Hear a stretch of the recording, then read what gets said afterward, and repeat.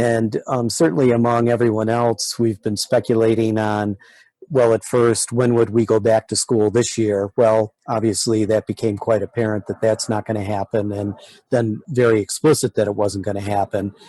And then I don't know how many people are actually thinking about whether we'll open up in August at the high school level. I think there's some speculation it could be September or October. But that got me to thinking about, what about college? So normally at the end of this year, our team holds a banquet, nothing really fancy, but a get-together to close out the year, to celebrate people's successes, and also to send seniors off. And in talking with those seniors over the past couple weeks, I realized that none of them were seriously considering or even lightly considering whether there's a chance that they might not go to college in August or September. It hadn't really hit them that the whole shelter in place, that social distancing and all of that may actually affect whether they're allowed to show up on campuses in August. And that would seem to have a huge impact on anyone that was hoping for the traditional college experience. Now, granted, at Broad Run, not everyone goes off to a college campus in the traditional sense. A huge number of our seniors do go on to community college, Nova in this case.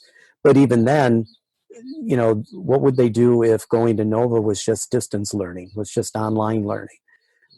So again, as I checked with these seniors, none of them had really considered what would they do if that were the case. So because of that, I've been paying attention to anything I can find about what colleges are saying about this. And as you indicated, it really hasn't made the news cycle very much. In the past week or so, publications like Inside Higher Ed and Chronicle of Higher Education have been posing this question. What will happen if schools do not accept students on campus at the beginning of the fall semester? And it's interesting that a number of college presidents have been thinking about it. A number of college admissions officers have been thinking about it, but they aren't really talking about it. Yeah, and I would imagine that a big part of that is it's a situation where speculating creates the concern. Like if no one's already worried about it, you don't want to bring it up to them until you really have to.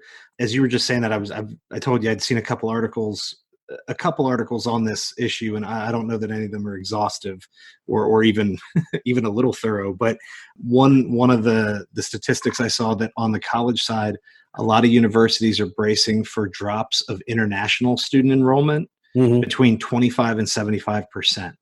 And they're also looking at not even, if schools cancel, just the possibility of lower enrollment or more students trying to commute, take classes online. A lot of schools are looking between like 2 and 10% drop in their revenue.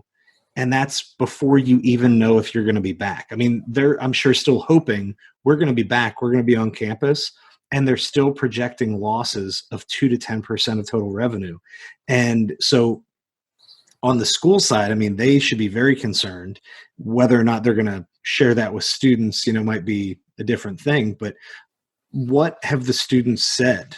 I mean, I've reached out to one or two, probably students that we probably both know, and they just seem to, and it's in an email, so who knows, but they seem to shrug it off and say, oh, well, we'll see. But they seem pretty upbeat about it, and hopefully they're right. But have you heard students more concerned than maybe I have? Not really. And again, given the events of the past month or so, it is challenging to speculate, because if anything that was foresight a month ago matches nothing that's hindsight right now. So I think people are understandably, and maybe from a psychological standpoint, rightly hesitant to speculate on anything, guess at what's going to happen, buy into it. Why buy trouble when you can't really control it?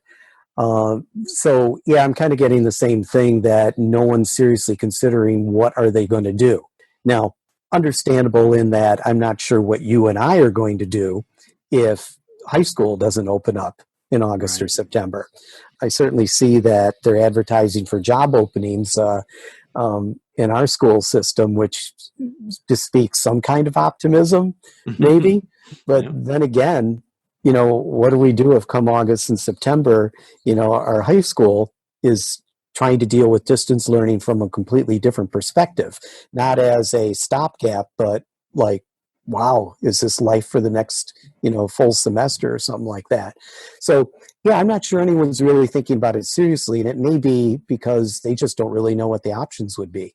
Yeah, It's not you can go get a job or right. And it's tough too, because I think for a lot of these kids, maybe a lot of kids we're thinking about, students that I've taught in AP, language and composition, that maybe you've had on the debate team. These kids have made most of their biggest decisions in the last 4 to 8 years of their lives have really revolved around going to college, getting into the right school.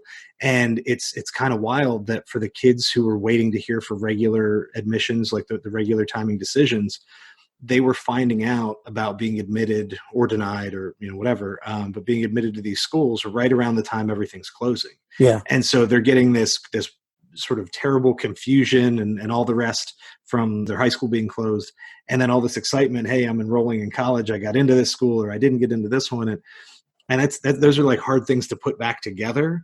And so if you ask some of these kids, what are you going to do next year? I don't know what they would say, because for some of the kids that I'm specifically thinking about, when I've floated the idea of community college for financial reasons, you get your classes, save all this money, do this stuff. A lot of them kind of poo-poo the idea. Even the kids who I know whose families maybe could use that it might be a good economic decision.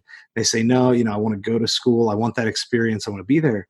If you get into your dream school, and then you find out that you can't attend in person until, I don't know, let's say it's second semester. I mean, and who knows, they might be back on time, but let's say it's not until spring semester. How many of those kids are still going to be eager to enroll in that school to do the first semester of freshman year online, right? When a big part of the reason that they want to go right away is for that social reasoning. Like, you go to college a lot of times for the very opposite of social distancing. And so how does social distancing, reduce that motivation? Sure. Like I'm not sure that if I was a student in that situation, I'd even be able to think through it. Well, you can imagine how many sudden gap year plans appear.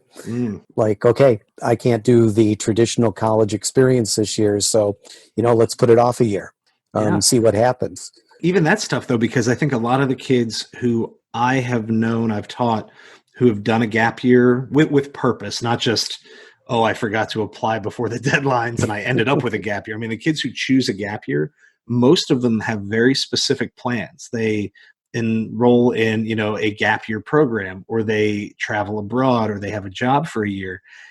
How many people are going to be able to pull that together? And if we think it's not safe for everyone to be back on campus, how safe is it to fly to another part of the world and, travel for that year? Like, the thing that stops the one might stop it all.